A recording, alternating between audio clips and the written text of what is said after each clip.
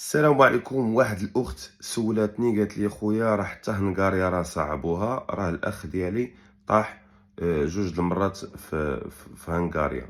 دونك اولا مبدئيا كما كنت كنقول بعدا بمجرد الوصول ديالك لصربيا واخا طيح مره وجوج وثلاثه في هنغاريا فهذا ماشي اشكال. هذا ماشي معناه انك ما غاديش توصل، غيجي واحد النهار غتحقق الحلم ديالك وغتوصل لاوروبا، لان ما غاديش يرجعوك من صربيا لبلغاريا ولا غيرجعوك. هذه مبدئيا حاجه اللي هي بوزيتيف.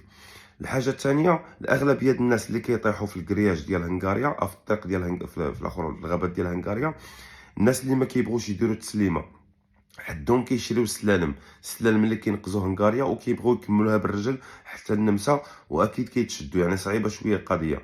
بار كونتر الناس اللي كيديروا مع التسليمه كيتمشيو شويه في هنغاريا وكتجي الطوموبيل تديهم وكتقربهم وكتوصلهم حتى للنمسا.